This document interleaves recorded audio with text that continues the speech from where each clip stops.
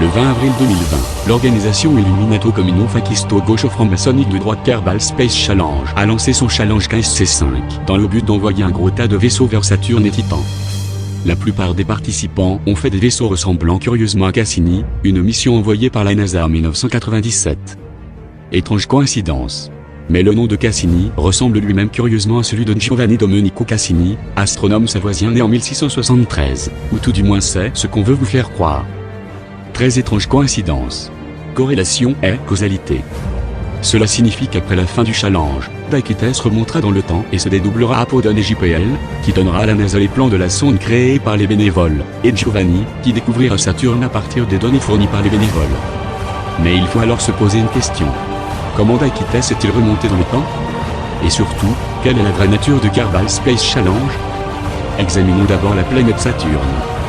On peut observer un hexagone sur son pôle nord, qui n'est pas sans rappeler certains symboles sataniques.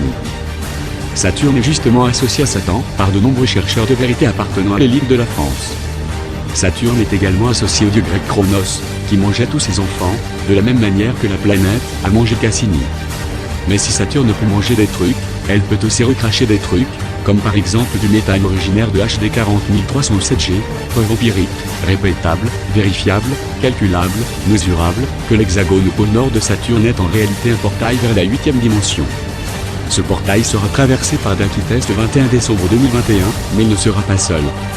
La mission Cassini a en effet survolé Vénus 2 fois avant de rejoindre Saturne, soi-disant pour une assistance gravitationnelle. C'est justement là où François Hollande s'était réfugié en attendant de fonder le nouvel ordre mondial. Coïncidence? Non.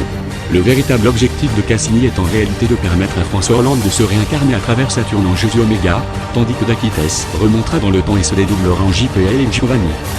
Une fois ceci accompli, les autres administrateurs de Kerbal Space Challenge se chargeront de mettre fin au monde, ouvrant la densité des êtres reptiliens, et François Hollande, réincarné en Jésus Oméga, fondera enfin le nouvel ordre mondial.